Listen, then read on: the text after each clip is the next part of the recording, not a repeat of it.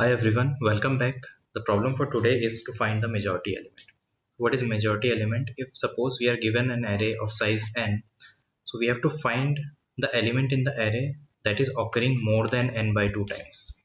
So if any element, so if a, so if any element x is occurring more than n by 2 times, then we will call this x as majority element. Now we are given one more condition. You may assume that the array is non-empty and the majority element always exists in the array. So we can assume that the majority element will always exist. So in the first example, we can see that our size of array is n is equal to 3 and 3 is occurring 2 times. So 2 is clearly greater than 3 by 2. So in this array, our majority element is 3. So therefore output is 3. So in the next example, we can see the size of array is 7, n is equal to 7 and 2 is occurring 4 times. So definitely 4 is greater than 7 by 2. So therefore our majority element in this case is 2. So let's see how we can solve this problem. So there are multiple approaches in which we can solve this problem. For this n is equal to 7. So first approach is we can use a hash map or dictionary to keep the count of each individual element. We can create a frequency dictionary or hash map in which the key is the element of array. So in this clearly we can see that 2 is occurring 4 times and 1 is occurring 3 times.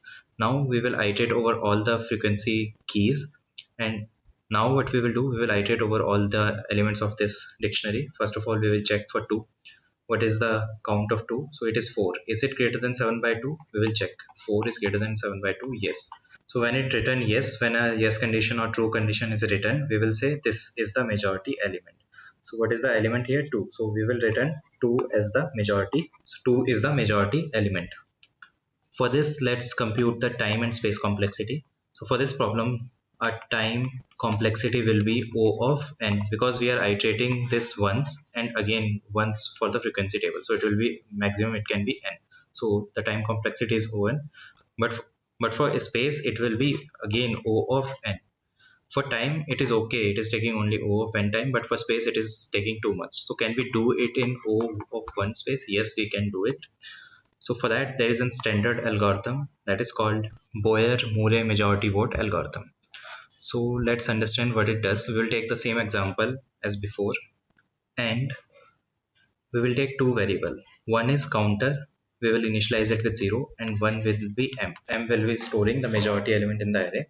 So we will initialize it with none. Now what we are going to do, we are going to iterate over all the elements of this array. So how can we iterate? For that we will write for x in, suppose this array is stored in nums, so we will iterate over all the numbers in the array. First of all, we will check if the value of count is 0. Then we will do two things. If the count is 0, first of all we will update the value of majority element to the current element. So x is our current element. Suppose when we start iterating, our current element will be 2 or current element will be x. So we will write m is equal to x, and one more thing we will do, we will make the value of c equal to 1. So now we set c is equal to 1. So when c not equal to 0, there are two possible cases. One is x can be equal to m or x cannot be. Either x is equal to m or x not equal to m. So what if x is equal to m? What we will do, we will simply increment the value of c by 1. If x not equal to m, we will simply decrement the value of c by 1. So that is the whole Boyer-Moore majority vote algorithm. Let's try to run it. First of all, we will go on to the first element. So this will become x. So initially the value of c will be 0 and value of m will be none. So when we go into this element, the value of x is 2 and c is 0. So what we will do, first of all we will update the value of m by x. So we'll update the value of m by x, and x is 2. So value of m will be 2, and update the value of c is equal to 1. So we change from 0 to 1. Now we will go into the, because both these conditions will not be satisfied since we have run this only. Now we will go into the next element. Now our x is this.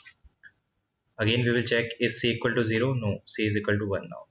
So now we will check this condition, whether x equal to m. What is our x? X is 2. Is 2 equal to m? Yes, 2 is equal to m. So what we will do, we will increase the value of c by 1. So we increment the value of c by 1 again, it becomes 2. We will move on to the next element. This will be our x now. Is the value of c 0? No. Is x equal to m? What is x? 1. What is m? 2. No, x is not equal to m. So if x is not equal to m, simply we will decrease the value of c by 1. So we will decrease the value of c by 1. Again, we will go on to the next element. This will become our x. Is 1, is the value of c 0? No. Is 1 equal to m? No. If 1 is not, if x is not equal to m, simply we will decrease the value of c by 1. So now c becomes 0. Again, we will go on to the next element. This will be our x. Now again we will check, is c 0? Yes. Now the c has become 0.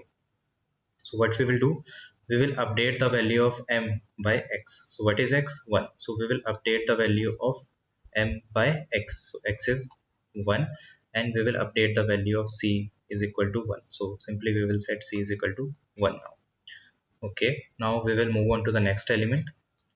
So next element is again 2. We will check the value of c. Is c equal to 0? No. Is x is equal to m? 1 is equal, so is x is now 2, so 2 is equal to 1? No. So if 2 is not equal to 1, what we will do, we will decrement the value of c by 1. So this condition will be run here. So again it will become 0. Again we will go on to the next element, and x is this. So we will check, oh yes, c is equal to 0. So now this condition will be running. If c is equal to 0, we will update the value of m. And what is the value of x is here? We will update the value of m by x. So m will be equal to x, and x is 2. And we will also update the value of c by 1. So finally the value of c is 1. Now everything is over. Our loop is completed. So now what we will do, we will stop and we will check the value of m and return the value of m. So it is 2, and from the example we can clearly see that 2 is occurring 4 times, and it is the majority elements. So that is the complete algorithm. So one thing to note here is this algorithm will only run if it is sure, if it is provided that the majority element exists. There might be a case that the majority element doesn't exist. For that, what we can do, we can use that same m and then run one more loop to count the number of this m. Like suppose in our case m is equal to 2, we can run one more loop, for loop, in which we can check how many 2's are there, 1 2 3 4, and then check whether 4 is greater than 7 by 2 or not. So since 4 is greater than 7 by 2, so this is the majority element.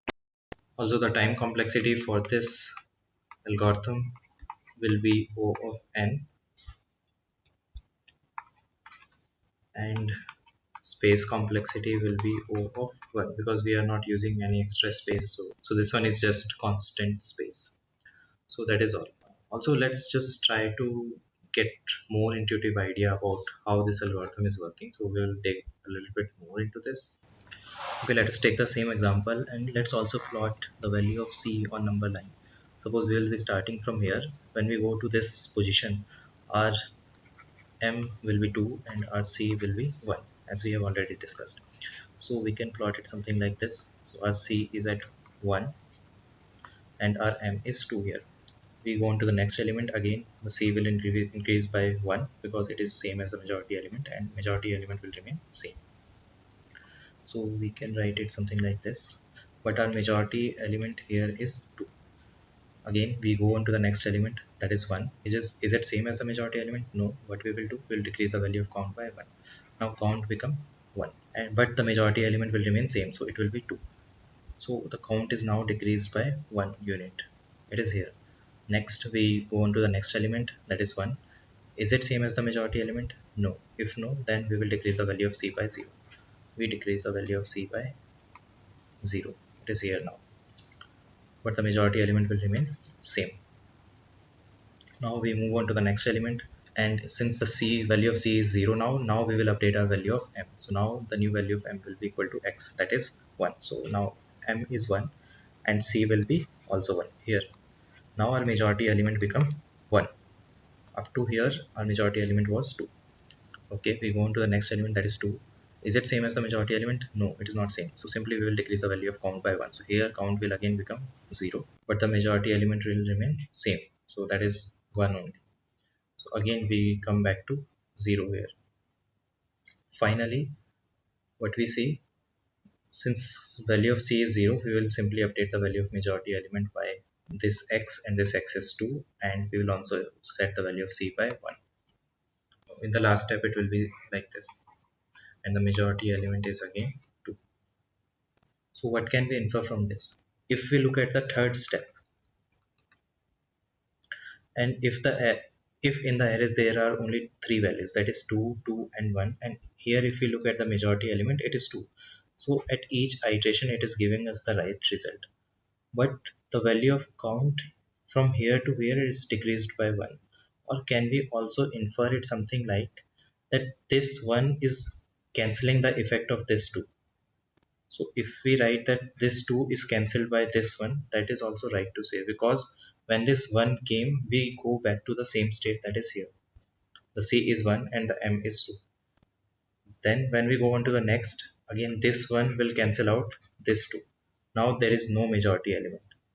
Again we move on to the next one. So now since this element is only present, that is the majority element. And if we look here, the majority element is 1, right? Now we will move on to the next element. So the count values again decrease. So this 2 will cancel out the effect of this one.